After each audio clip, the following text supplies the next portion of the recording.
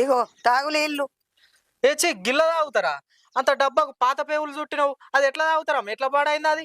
ఫ్రిడ్జ్లో లేవా చల్లటి నీళ్ళు? ఏంది ఫ్రిడ్జ్ నీళ్ళ? ఎండకు తిరిగి తిరిగి ఫ్రిడ్జ్ నీళ్ళు తాగద్దు పిల్లగా. ఈ తట్టగట్టిన నీళ్లు తాగితేనే పానానికి మంచిది, ఆరోగ్యంగా ఉంటారు. తాగుగా. నీ నీళ్ళు అదేమవుతుంది నాకు.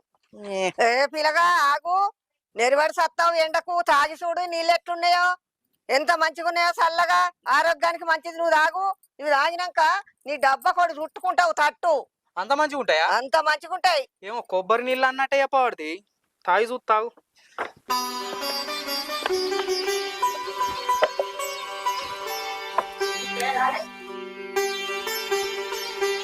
అబ్బా, అవునేందమ్మా ఇంత మంచిగా ఉన్నాయి, చల్లగా ఉన్నాయి. మంచిగా తాగిన వాళ్ళు ఎనర్జీ వచ్చినట్టు కూడా అనిపిస్తుంది.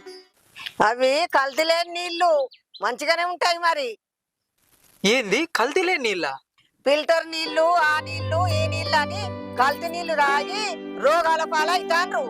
మంచిగా బావి నీళ్లు, బోర్ నీళ్లు తాగితే ఆరోగ్యంగా ఉంటారు.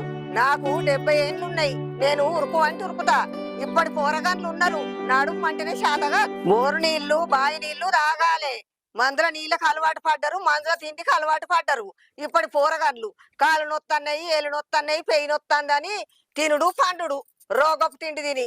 మేమైతే వెనకట ఒరెపొంటి పోయే వారే నీళ్లు తాగినాం, మాకేమి నొయ్యాయి.